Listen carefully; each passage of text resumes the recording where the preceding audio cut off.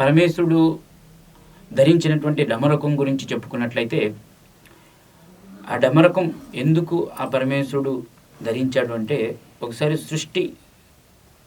సృష్టి చేసేవాళ్ళు త్రిమూర్తులు.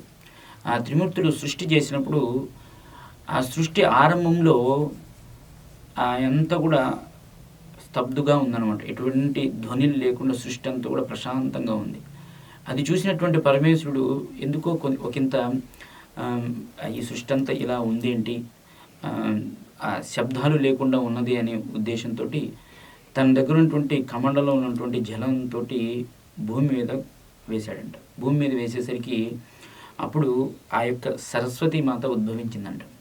ఆ సరస్వతి మాత ఉద్భవించిందంట. 4 చేతులతోటి 4 తలలతోటి ఆ సరస్వతి మాత ఉద్భవించినప్పుడు ఆ సరస్వతి మాత ఒక చేతిలో వీణ పట్టుకుని ఉందంట. ఆ సరస్వతి మాత వీణ వాయించడం మొదలుపెట్టాక అప్పుడు ఆ సృష్టిలో ధ్వనులు ప్రారంభమయ్యాయంట. ఆ ధ్వనులు ప్రారంభమైనప్పుడు ఆ ధ్వనులకు సంకేతంగా ఆ పరమేశ్వరుడు కూడా డమరుకాన్ని వాయించాడంట.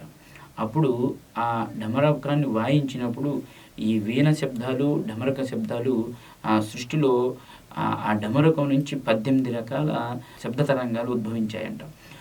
దానికి సంకేతంగా, ఆ శబ్ద రూపాలకి సంకేతంగా ఆ శబ్దము నేనే అని చెప్పడానికి సంకేతంగా ఆ పరమేశ్వరుడు డమరుకాన్ని ధరిస్తాడు.